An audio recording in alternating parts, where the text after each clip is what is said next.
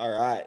Good evening, folks. We're going to let everyone pour in here for the next minute or two. But as you can see, I'm joined by Tyler Jordan. He's down in South Georgia at the moment. I'm up actually in Western Wisconsin. And then we're going to have a couple other folks joining this call over the course of the next hour. Cody D'Acquisto, he is in Iowa and Illinois, I believe. And then Michael Hunsucker, and honestly, I can't keep track of where he's at. So he was just in Colorado, then he was back in Missouri.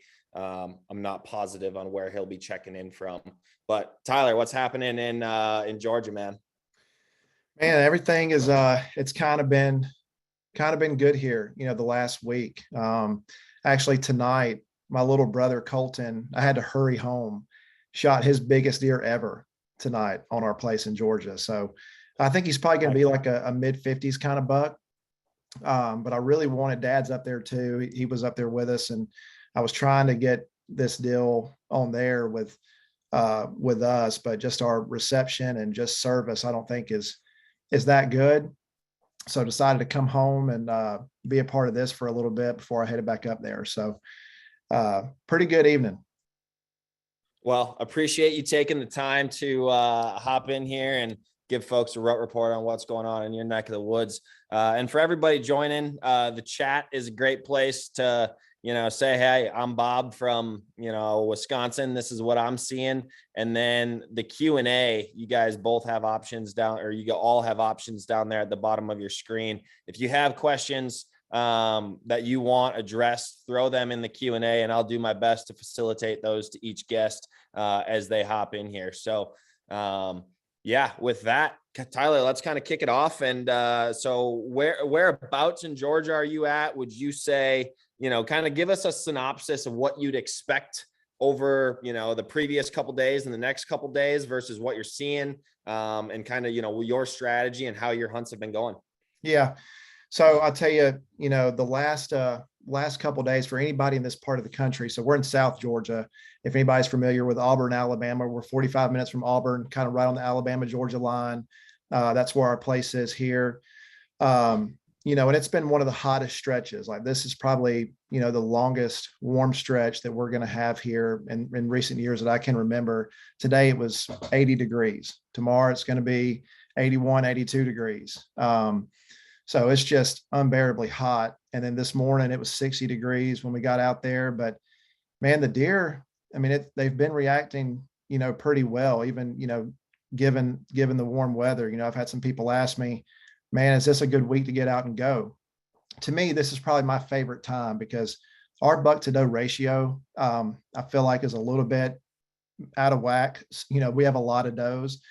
So, it's not uncommon for us that some of these bucks don't already start locking down with does by the beginning or middle of next week. And I've noticed on some of the scrapes too, they've already started to dry up a little bit.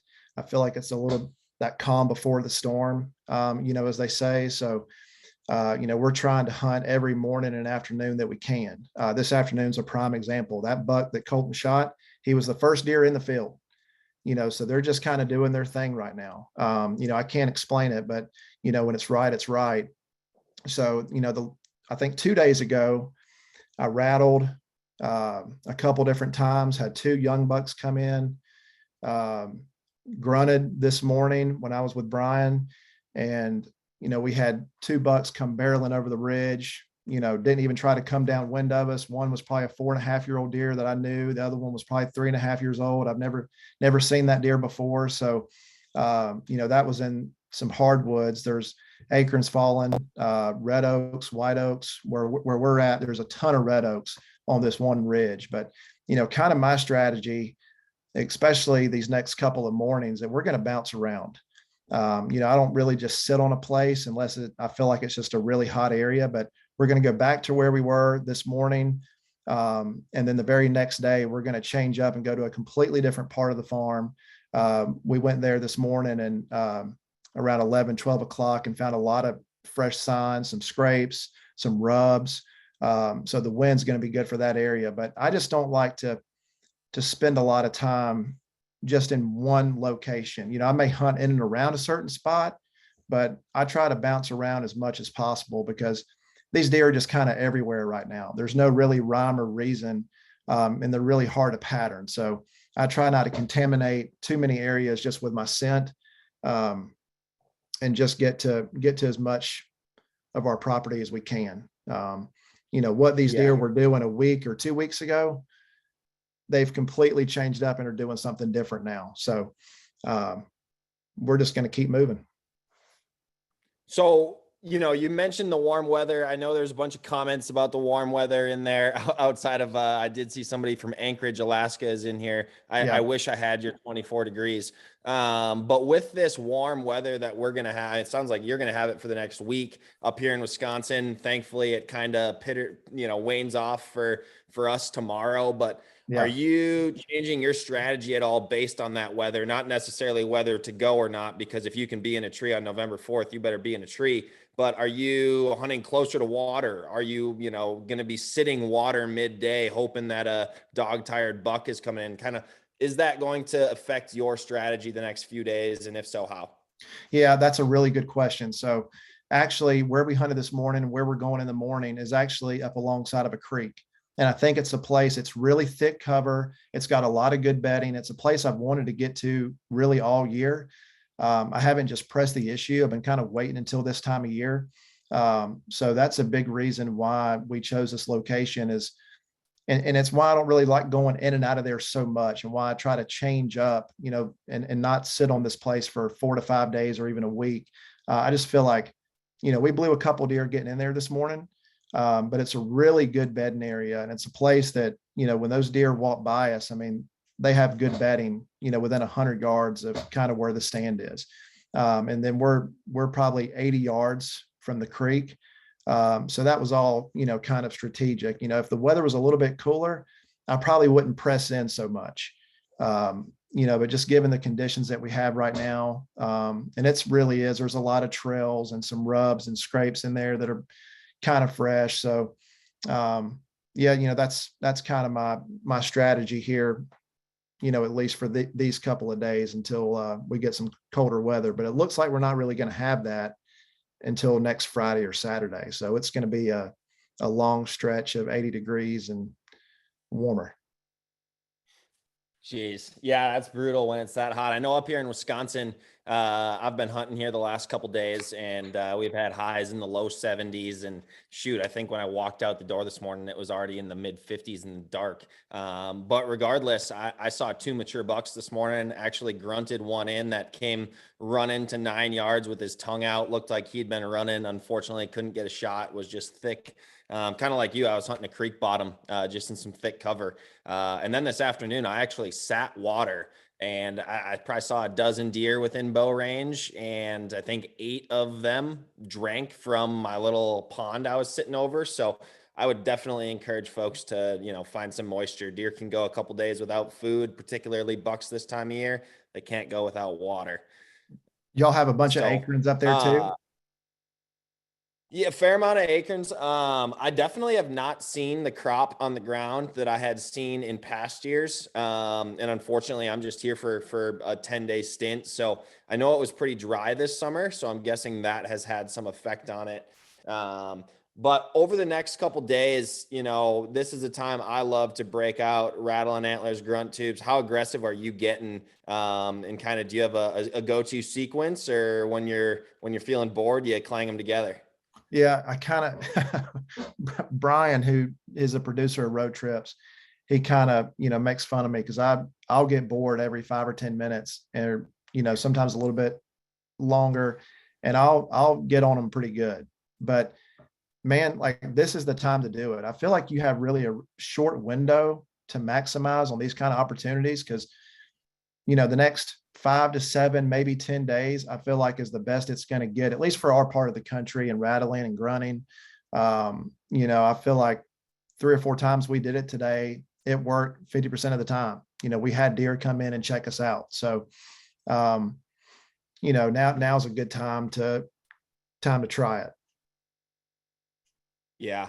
So there's a question in here that basically, guys hunting a tree line, he can't get deer in tight enough before dark.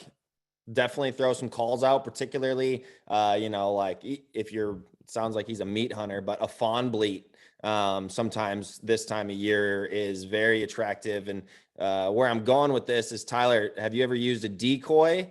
And how do you feel about using decoys this time of year? So I'll be honest, I love using a decoy if I'm anywhere but Georgia or Alabama or Mississippi. I don't really know why this is, but I've not had a lot of success with decoys in this part of the country. Maybe once that I've tried it down here, it's worked in Georgia. But deer, for whatever reason, I don't know if they just have a sixth sense or just kind of really aware of it. But, I feel like deer here are just always kind of skeptical of any kind of decoy. So, I've tried it in Nebraska, have had a lot of good success with it. I've also done it in Montana on the Milk River where we go. And it works really well. But in Kansas too, I know it, I've seen some people up there and it works great. But for here, I've always kind of steered clear of it and tried a different way. But I know for a lot of people, it works. I know Dave Smith decoys, they make a really good one, and we've tried it and have had some luck with it. Feels like kind of a make or break strategy. At least that's been my experience. Either deer are fired up and aggressive about it, or they look at it from 200 yards and say, I don't think so. To me, that's the all in approach, is using a decoy. Agreed. Now, if I had like 3 or 4 encounters and for whatever reason it didn't work here, I may not be afraid to whip it out and try it. But I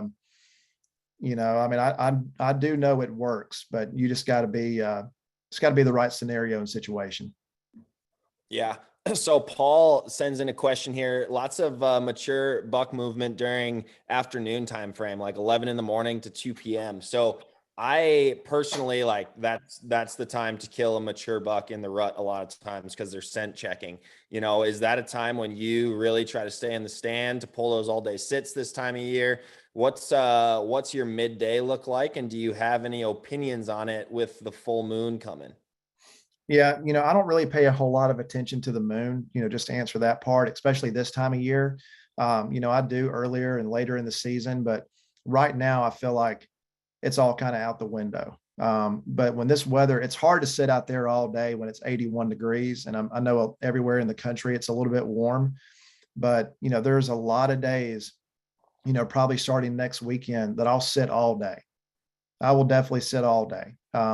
Because I've already had on some of my cameras, even a couple of days ago, I don't think it's a shooter buck, but maybe a 4.5-year-old, but he came by the camera at 11:30 in the hardwoods. So that's not uncommon. And you would probably even have some success on some hot days, but whenever the weather gets a little bit cooler and the conditions are a little better, I definitely plan to sit all day and try it, because I've always felt like that 11 to 2 o'clock time frame when the moon's coming up has been a really good time during the rut. Yep. As you said, when the moon's like, I really experience better midday action on a waxing to full moon. And I'm not really a moon guy. I don't really pay a whole lot of attention to the moon, but from waxing to full and that last kind of stage there, during the rut, I just see so much more activity between 10 and 2 p.m. And that's one of those deer, when you hear him coming through the timber, good odds it's going to be a buck, and pretty decent odds it's going to be an older class buck that's cruising that time of day, scent check and doe bedding areas. Yeah, absolutely. I know you're a believer in this product, and there's been 2 questions on it. So okay. Swirly winds, cover and scent, what are you using? And go ahead and name drop it, because it's already in there. Okay. Well, I've been a believer, and they do sponsor the show, but let me just say this. So I begged for the sponsorship. I called Nose Jammer myself because I used it for the first time 5 years ago in Montana on the Milk River. And David Blanton actually gave this to me, and he said, you got to try this, try Nose Jammer. And honestly, I didn't really believe in a whole lot of, any of the scent products, but there was a day we didn't use it and we got blown out of there. Well, the very next day, the same wind, a lot of the deer went the same direction, didn't have one deer blow, and we coated the tree and ourselves in Nose Jammer. Does it work all the time? No, but I mean, it does make me feel a little bit better. But, as anybody in this part of the country knows, man, so the wind said it was going to be out of the east today. It blew north, west, south. It went so many different directions. So, anything I feel like that can help, definitely try it. But, I've had a lot of success with nose jammer, and I'm not just saying that. There's a lot of times I've used it. And I felt like it's definitely, if it doesn't blow a deer right away, I feel like it saves you at least a little bit of time, while they try to figure it out. Exactly what they're smelling. 100%. Like I always, lovingly make fun of nose jammer with the jam 'em tagline, but like whatever that vanilla smell they got going on, I absolutely am with you. I believe it definitely buys you, if nothing else, a couple extra seconds. I also run an onX, and I wholeheartedly believe in that thing, as much of a pain as it is to carry around and hang up every day. I've used a lot of ozonics too, and I feel like it definitely works as well. I mean, especially early season, I do as much as I can. I mean, we'll even get in a redneck blind just to try to, contain our scent as much as possible, because anybody knows early season here, man, the wind's going everywhere. So it's just another factor that makes it tough. So with your trail cameras right now, are you throw your trail cameras to the wind at this point and just leave them where they're at? Are you shifting them around, putting them on fresh scrapes, putting them in funnels? What are you doing with your trail cameras right now to gather as much intel as you can? So we move our cameras, I feel like, just about every day. I mean, when we got down today, we were moving them around. So, I'll try to keep, we got I got a couple bucks that I'm hunting on this particular part of the property. And if I don't have anything after a couple of days, I'm moving the camera to either a trail that I found. If there's a fresh scrape that's, kind of new, I'll put it on there. There's several, trails going to and from some different bedding areas that we found also. And so I'll try to put them on those just to try to get any intel that we can. So kind of like hunting and just bouncing around. I do the same thing with the cameras. I just don't keep it just in one location. I'm just trying to move around and find as much intel as possible. So that's kind of been my strategy here lately. Yeah, trail cameras are, I mean, they're a fun game this time of year, but it's pretty much all thrown to the wind for me. I like to know kind of what's in the area. And the beauty of this time of year is I actually went to the taxidermist yesterday to pick up a last year's mount and found my number one target buck at the taxidermist. He got shot 2 nights No way. ago. And so No. like I got a picture of him on Halloween. He got shot on the 1st, and I found him at my taxidermist yesterday. Oh So, no. and so I was really down yesterday night. But then this morning, I mean, I had an encounter with the absolute incredible buck that, I had no idea he existed. And that's the beauty of this time of year, is that they certainly can just show up. Yeah, and you're exactly right. So like, man, there's so many deer, and they may not always stay on you, but there's so many deer, whether you're private or public land, new deer that show up. And so I try, that's another reason why I just try to bounce around, because you don't really know what's going to move in and what you're going to find, and these deer right now where we're at, they're searching for that hot doe. So, I mean, they may come on your property. So that's why I just try to move and bounce around cameras. I got 4 or 5 out right now in this particular part that we're just trying to move and gain as much intel here these next 5 or 10 days. So this is the situation. You work from home. You have the ability to either bail and hunt the morning and show up late, or bail early and hunt the afternoon. What you take in the morning, or you take in the afternoon this time of year? God, it's a good question. If the weather was cooler, I would probably say afternoon. I've just always, for whatever reason, I've just had better success in the afternoon. But right now, with the weather being a little bit cooler in the morning, like even going out there tonight, we saw one deer. Obviously it was the right deer, but even all the cameras that we have on different scrapes and in different trails, the activity was very minimal. So just with what I've seen the last week, I'm definitely picking the morning, and I try to sit it out to 11 or 11:30 and, sit out the afternoon if I had to. Yeah, I wholeheartedly agree on morning sits, especially this time of year and with the warm weather. Rain coming for a lot of country, or for a lot of the country, and just storms. I know I typically will not hunt just a gnarly rainstorm, say 2 weeks ago, but I assume rain is not going to keep you out of the tree tomorrow, the next day, or the next day. And if assuming that's the case, are you hunting any differently in the rain? Are you gonna, play it more cautious, or are you gonna go into a bedroom because your scent isn't as much of a concern? How does rain affect? Man, if it rains, and it's so much better to walk on leaves when it rains. So I would get as close to the bedroom, if you have any kind of damp weather, and the leaves are just not as crunchy. So going to in and out of places in the morning or afternoon and getting close to that bedding area, especially if the weather's still warm, we really try to use that to our advantage as much as possible. So I would not be afraid on a rainy day, as long as it's not just, storming, to go out somewhere and sit all day in light rain. I mean, when I shot a deer here on the 18th of October, and it was kind of the same conditions. Like, it was just light rain.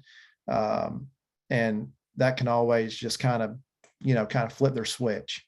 Any kind of change in the weather like that, I feel like is a great time to be in the woods. Yeah, wholeheartedly agree. So we obviously talked a little bit about rattling and grunting, but there's a number of questions in here about doe bleats, fawn bleats, estrus bleats.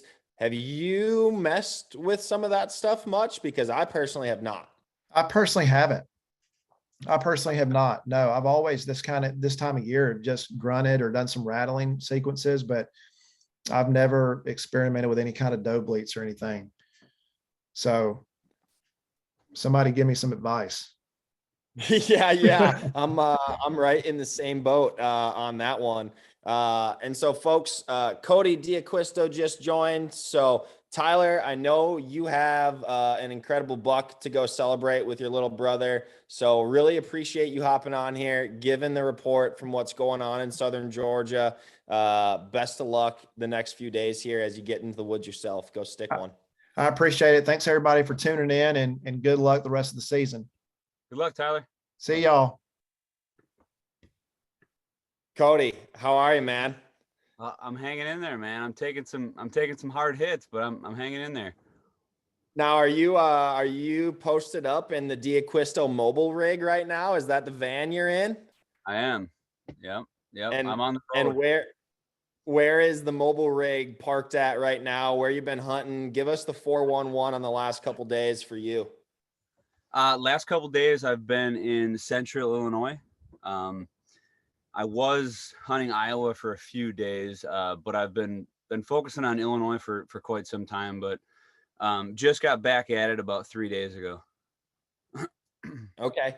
And so are you, give us the lay of the land, kind of the property that you're hunting, as far as, timbered ridges and creek bottoms, ag fields, and what you have seen the last couple days as far as rut activity. I know it's warm in our neck of the woods, and assuming your weather is similar to mine, just north of you here in Wisconsin, we got rain and weather coming tomorrow and cooler temps coming on Saturday. Tell us what you've been seeing, how you're hunting. Give us the 411. So what I'm hunting right now is a pretty mixed piece of ground. So there's a lot of ag surrounding. We got very thick, dense woodlots of like Osage orange hedge trees. So this particular property was just timbered too. So it's just gnarly undergrowth and creek bottoms. It runs along a main river system. So, this time of year we start to get some pretty good deer coming in. We'll get some roamers on this particular piece, but I have to say the last 3 days have been absolutely horrible. I mean, probably the worst few days that I've had since opener. And it seems like everything just shut down.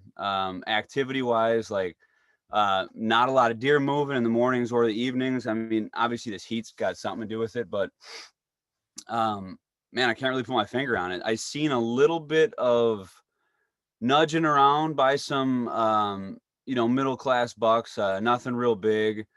Little ones, some scrubs running here or there, but no real rut activity, and it just seems like they kind of disappeared. I don't know if the does are getting a little pressured, but um, so yeah, it's been pretty dismal the last couple of days.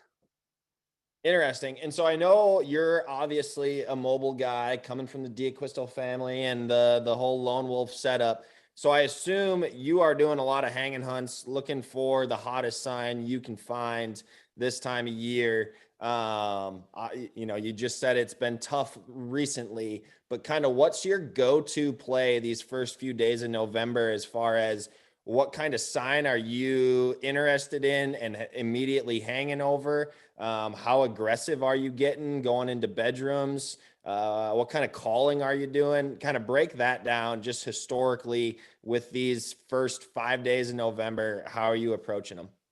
Okay, so November is a little tricky for me. I usually, my luck doesn't really come in November. I usually do my best work in October, but when it does make it to this time of year, I will kind of play it by ear. I'm always doing hanging hunts. Every set, every time out, I got the stand on my back. If there's a pre-hung set that I could take advantage of, that's, there's some action happening in that area, I'll jump in it. But normally it's a new stand every day. And especially in this time, I want to be where the deer are for sure. Right. So usually, I will hunt typical, like, scrapes in late October are just awesome, especially in the Midwest. I've had a lot of good scrape luck. I've killed a lot of bucks over scrapes in the years past. And it seems like these scrapes, with this warmer weather now, they're still getting hit, but they're getting hit, at night. So, these fresh scrapes can still be pretty good to key in on transition areas. But what I really like to do, so this is a good example of, like, right now. So I've done my typical scout around. I'll hang in a new spot in the morning and the evening. Middays is the scouting time. And 3 days now has been absolute shit. So I got to get more aggressive. I've been hunting the fringes of bedding areas. I've been hunting transition areas. There's nothing that's really off limits for me, but now it's time to get in there and really kick these deer in the ass. So I'm going to go now. I'm switching gears and I'm going to go set out to push deer. So they're not moving. I'm going to make a move. I'm going to go find them. I'm going to kick them on their feet and I'm going to get set up in the spots that I know they are. I'm going to hunt them where they are, not where I'm missing them. So usually in the past, when I kick it up a notch and get a little bit more aggressive, especially at this time of year, because usually they're held up where they're staying for that time period, I'll get a bunch of movement, or at least be able to capitalize on that quick adjustment from when they get bumped out, and then I'll just repeat that, and I'll keep moving through till I find a buck or an area that's working for me, and then I'll sit it as long as I need to. That is a extremely interesting strategy, and honestly not one that I've ever used this time of year. In fact, I kind of deploy that strategy like opening week, because if I can find a mature buck I can bump from his bed, then I'm pretty confident that he's going to come back to it at some point in the near future. So with that all being said, when you are deploying this strategy this time of year, let's say you bust out a family group of 8 does. Is that the type of spot you're looking for? Or you are literally walking until you bust a buck out of a buck bedroom? Yeah. So right now, like, so early season, I'll be looking for antlers. Right now, I'm just looking for deer, because I ain't seeing any deer and they're gone. I mean, they were here 4 days ago. So, I know I'm just slightly off, but so or what I do is I get in there and I just go till I find those deer. Like right now, these bucks will be cruising or starting to cruise, starting to check these areas, but I ain't seeing anything. So I gotta, key areas that are usually hot right now are just dead. So I know they've moved elsewhere. So I think it's just important to stay with the deer. And I think a lot of people tend to just sit around and wait for it to happen, or right now. So everybody's, bucks are starting to rut, or, I don't know, here or there, right? So a lot of guys just, right now is the waiting time. November's always the waiting time. Oh, go sit in a pinch, sit between a couple of bedding areas and wait. They'll cruise through, which they can, but you can also go get them too. And, I know this, in the next probably maybe a couple days, but getting toward that like 7th to 10th, some of the best luck I've had in November now, has been getting out there and literally walking till I push those deer up, and then getting right where those deer are, because them bucks will be cruising through there, and there might be bucks with those deer. So just really getting where they're at. No, that's an awesome strategy. I like it a lot because, yeah, I mean, if you blow a family group of does off of a finger ridge and you have wind in your favor, after they're gone, those bucks are still going to become cruising, looking at that habitual bedding area for those does. So you blowing them out of there, I don't really feel as though it does a whole lot of harm. And that's something I'm definitely going to employ that strategy towards the end of the week here if I'm still on the struggle bus. Yeah. And So they're coming back too, so like these deer have relocated, or they're in that area. You found the area that they're living in bedding. So even if it's not that day, I'll go scout an entire day. Like tomorrow we got a huge rainstorm coming in. I'm going to use that to go scout hard and scout a lot of areas. Then that'll give me that intel of where I kick all those deer up. And then I'll start throwing sits at those specific spots and specific locations. And then that'll get me through the next couple of days. And then, as things change or transition, then I'll just kind of adjust from there. yeah, no, that's super interesting. So there's been a ton of questions coming in the whole evening here about calling. So walk us through, are you going to be out there rattling and grunting? Do you ever use doe bleats, estrus bleats? Tell us kind of your go-tos and, give us some parameters. I mean, there was questions in there. How long should a rattling sequence be? How many grunts are you throwing out? Give us some detail on what you're doing when you're making some noise. Oh man, this is, you're not going to like this one, but I don't make a damn peep. Really? Years ago when I was a kid, I used to get a kick out of it. And I like, not, when I was younger, right? Like I'd take the horns out and I'd hit them together a little bit. And, what I found, like I'd always get busted because they'd know exactly where that sound. Maybe it wasn't doing it right, but over the years, like I've tried to perfect the style of being completely undetected. So the last thing I want to do is give away my location. I know sometimes it can help get that buck in the area, but I'm more prone to, if I see a buck work a ridge, I get down and go after him, like instead of just try and call him over to me.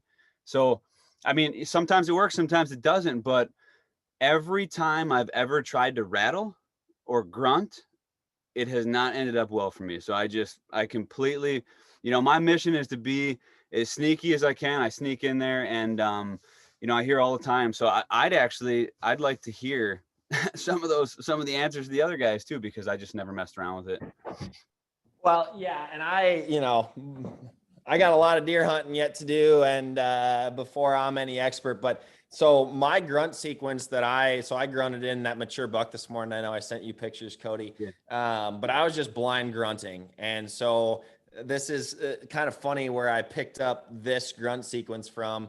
But I was in middle school and I found a article in a magazine clipping that one of my teachers had actually written, and he was talking about it at school or whatever. And it was talking about like a loud, long, aggressive grunt followed by a bunch of short tending grunts. And ever since then, I've kind of glommed onto it and found a lot of success. And so this is what I did this morning to grunt that buck in. So I have an extinguisher grunt tube here, which has a little slider, which allows it to be a fawn, a doe, or a buck. And so what I'll do is I'll just do a long buck one that's good and loud.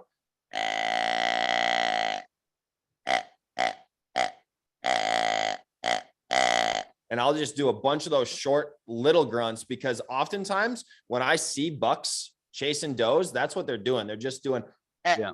oh, got her on fawn.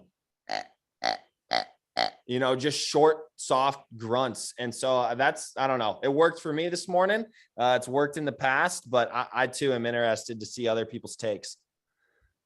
Yeah, that sounds just like, I mean, being witnessing it in the field, that's what I hear. I hear those little short bursts, and I hardly ever hear a lot of now wheezing. I've heard a lot of good things about wheezing. So, I've witnessed, and I've never tried to mimic it, but I've found myself in the timber a lot of times and had old bucks wheeze, and all of a sudden bucks would just come out of nowhere. Like, they'd just, they'd be, other bucks would come in like, who the hell is this? And, I've seen some battles, man. And, started with a wheeze. Like, I actually had this dominant 8-pointer like 2 weeks ago, grunting and wheezing in this scrape, like October 13th, just sitting there, and it was just pissing in this scrape and sitting there for like 20 minutes, just wheezing.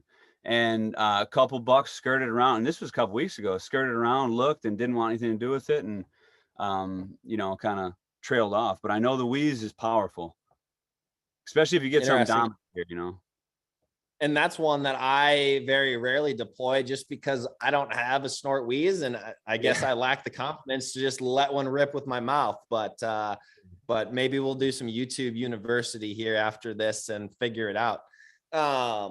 So another thing that you said that I'm extremely interested in. So you see a buck cruising on a ridge 150 yards across a drain from you. You are literally pulling your set and you're going after that buck as soon as you see him disappear?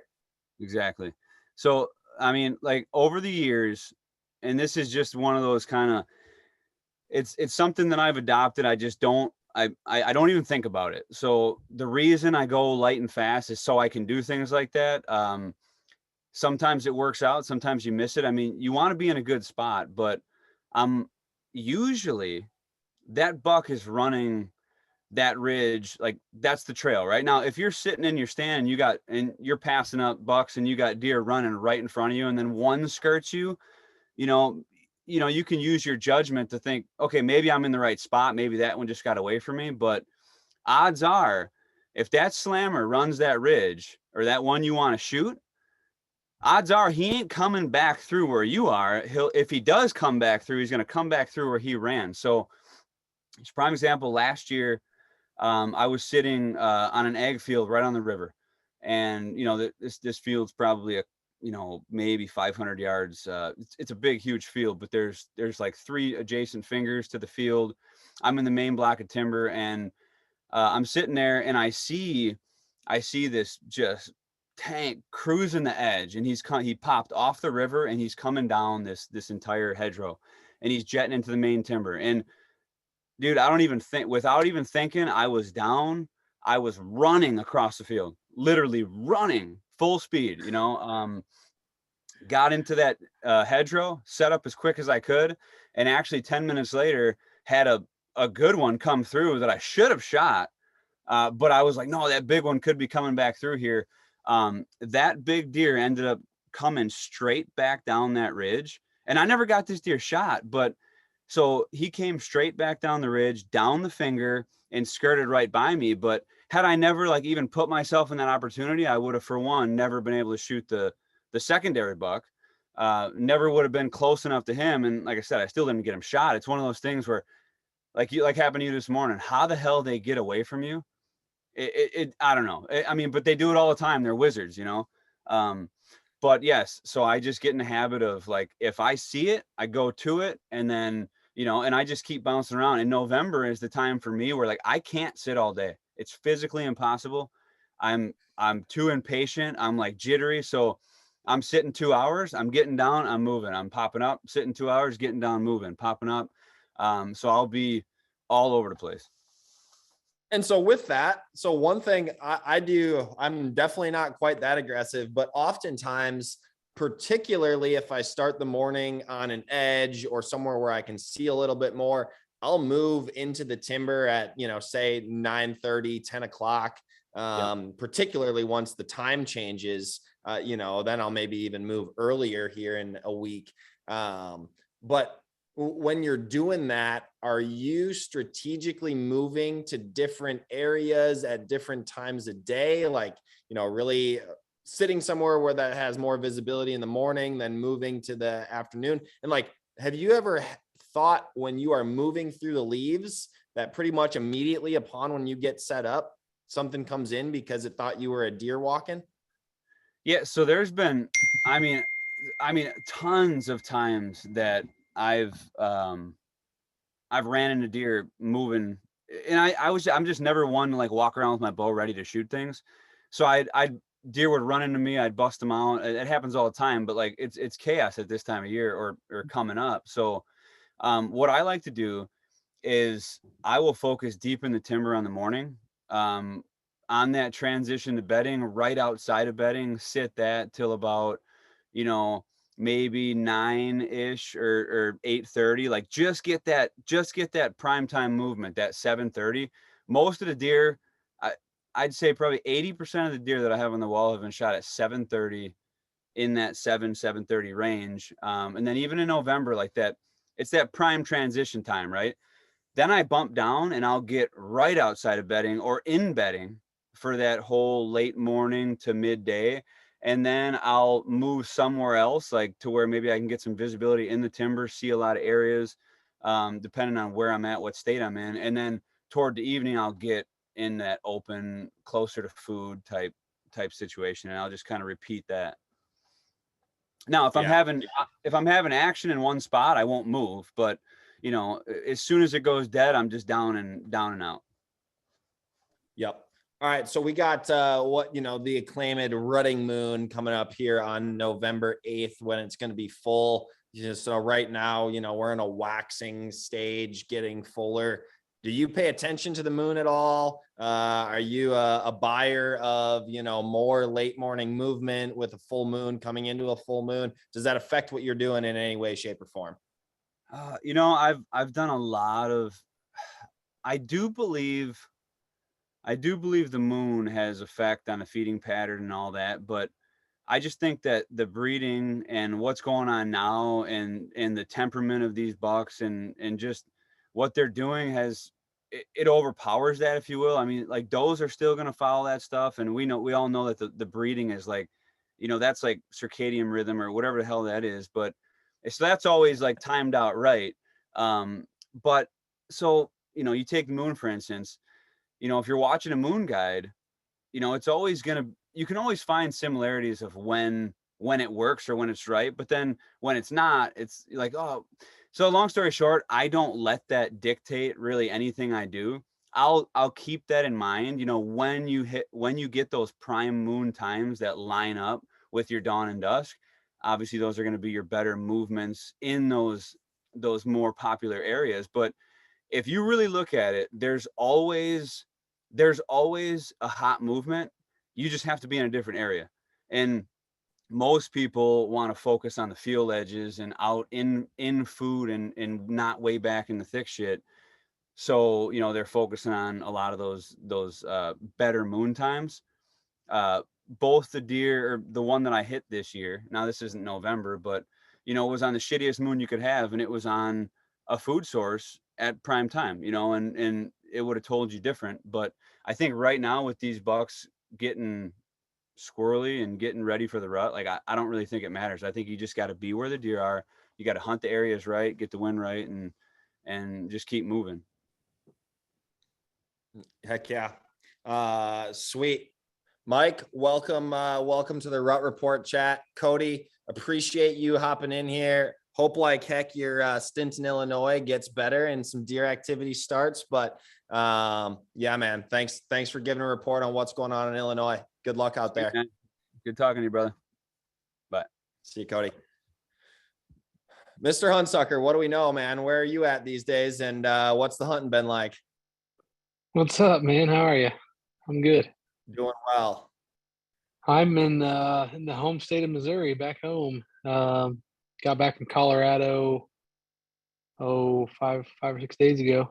So just been back at home. I've just had a whirlwind of a season, as you know. I've kind of kept in contact, and it's been just awesome. So I'm back home. My my wife and I have been hunting this past week a little bit, trying to get her on a buck. So nice. So, I mean, we've beat the weather to death at this point, with Tyler and Cody there. Obviously it's warm in Missouri.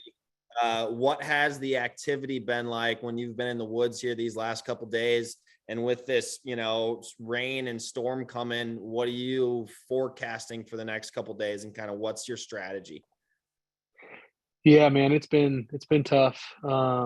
Slow for us. Our hunts, both of our hunts were pretty slow, and then on camera too, just pretty slow across the board. And so, it's one of those deals though. That's my experience, right? But like, I know several other guys who've shot bucks, and so you get an area where there's been a hot doe, cruising through or whatever, and it's got the bucks all fired up. Skylar had a crazy good hunt this morning, had bucks all over fighting by him, even though it was unseasonably warm in Kansas. I know Sean and his dad had a really good hunt tonight, almost killed one tonight. I had a big buck on camera, on trail camera, on cell cam tonight. So, I think they were kind of on their feet a little bit more tonight in anticipation of that front coming in and that rain coming tomorrow. But it's just one of those deals. I think tomorrow will be interesting. At least in Missouri, I think it's supposed to rain most of the day. So if it does rain most of the day, man, Saturday morning, Saturday evening should be just fire, I would think. A little break from the heat and a little break from the rain, that's coming tomorrow. So are you headed out to hunt in the rain, or is tomorrow an off day for you? Yeah, I'm planning just sitting back and watching it, see what happens. If it ends up to where it comes through and is going to break on like the evening tomorrow evening, my biggest thing is like I want to be in a tree the second it stops raining.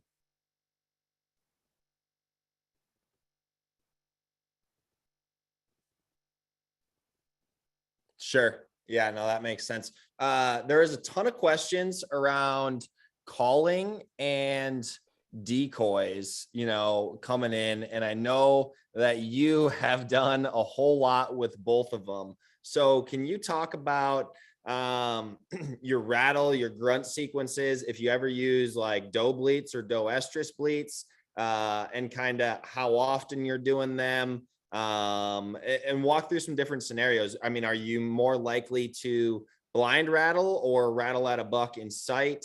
And then talk about your decoy usage. I mean, at least it's ingrained in my mind of your Dave Smith decoy getting pummeled more than anybody else's content I've watched. So walk us through what you're doing with calling, decoys, the whole nine, and kind of what's worked and what you found didn't work. Yeah, man. This time of year, calling can be so extremely effective. I've had the grunt tube in my pack for the past couple of weeks at least. Usually about the second week of October or something, I start packing the grunt tube just in case. You have that buck cruise out of range and you want to give him a soft grunt. You maybe pack the rattling antlers, and I haven't once yet banged those horns together like a big hard fight, but I've definitely done a little bit of tickling, just light rattle to see if I can get a deer's attention that was way off. And for me, there's definitely times when I blind rattle, namely like Western Kansas and certain areas where just there's really high competition, really, good, strong buck to doe ratios. And, you can really tell by looking at your trail cameras and seeing the shape of the deer.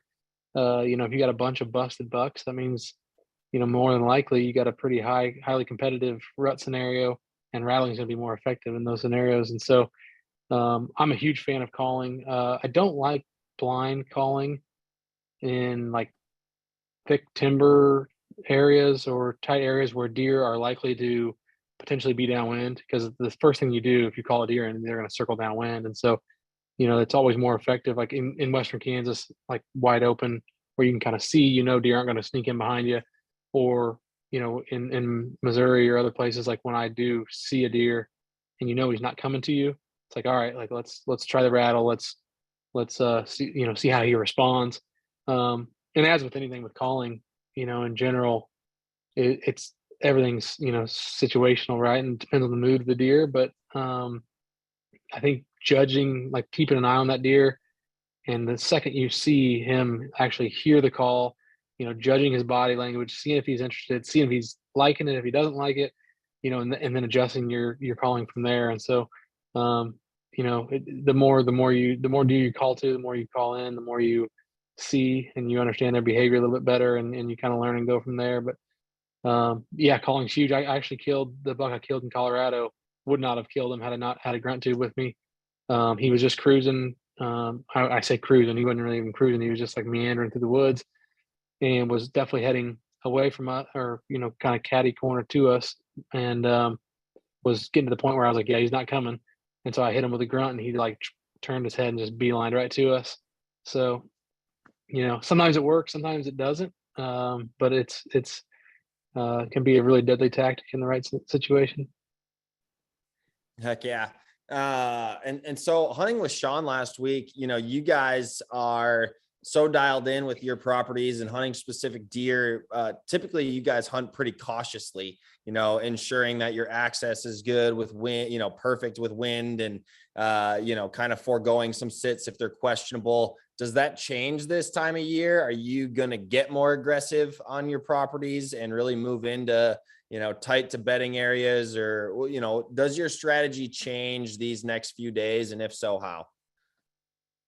Yeah, absolutely. Once the rut gets up and going, you're seeing good sign. I'm not afraid to get more aggressive, and I'm probably a little bit more aggressive traditionally than Sean is for the most part. But it's just kind of give and take, and you got to just make decisions based on what you're seeing and observing, and that's the best you can do. I mean, obviously, I love this time of year because you hear all across the board, oh yeah, nothing's happening here, or oh, the rut's on here, oh, it's locked down here, and this and that. And it's just like, I love all the back and forth, and people think it's like a nationwide occurrence across the board. And obviously it differs from farm to farm. It differs from place to place.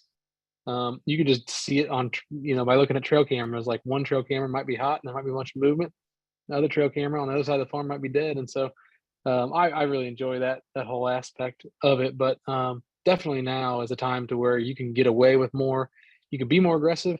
I don't like to be super aggressive right now at the very forefront of the rut, because you still can blow a deer out and still can cause some harm, as opposed to once the rut's rocking, you get away with even a little bit more. So it's kind of one of those deals, situational on the deer you're hunting. If that deer tends to be pretty regular, and you don't want to chance bumping them or screwing that up, then I might be a little more or less likely to kind of dive in. But if it's a situation where I know this deer leaves and starts roaming during the rut and might disappear for a week, it's like, all right, let's do it. Yeah, absolutely. And so do you have an absolute favorite day as far as the first couple weeks of November that historically it's just like you have to be in a tree? Yeah, I mean, I've had a lot of luck. Basically, these first 2 weeks, being from Missouri, like these 2 weeks before gun season, like the Saturday of gun season, when gun season opens in Missouri, the landscape is forever changed all across the board, no matter what. I mean, even if, whether I'm hunting a small, 100-acre tract here, close to home that gets a lot of rifle pressure, or we're hunting our bigger farms up north, it doesn't matter. Like, it's like they know what's going on, especially the deer that we're hunting that have been around 5, 6, 7 years. It's just, once rifle season opens, it's never the same. And so I've always told everybody, like, if you had a week, it'd be that week right before rifle. But November 7th has traditionally been kind of one of my best days as far as like just success in the stand. I've shot several bucks on November 7th, but I mean, anywhere from the first all the way up until the 10th, 11th. Usually, like this year, I think 12th is when it opens up here in Missouri for rifle. So Right on. So my last question here, there's a couple questions on it. As far as doe estrus, dopey, I mean, are you doing any scent drags? Do you hang some, little scent bombs out? Have you seen success with that? Kind of what's your take and what's your opinion on that type of stuff? yeah, I don't mess with deer scents, artificial or authentic. I don't really mess with any of that stuff. To be honest with you, my always outlook on that has been like, okay, if you do a drag, okay, there's a chance that the deer might, catch it and come that way. But realistically, like, I'm approaching my stand from downwind. And so that deer is going to be downwind of you. And then the same thing, if you're hanging, stuff in the tree, you're walking around your tree, spreading your scent around just to hang these things up to put more scent in the air. That's only going to blow downwind. And so I've always been just like, I'm not too worried about it.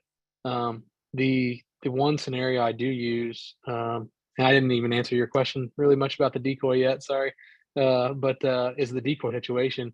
I will use, like, if I've killed a buck during the rut, I'll cut the tarsal glands off, throw them in a Ziploc and stick them in the freezer.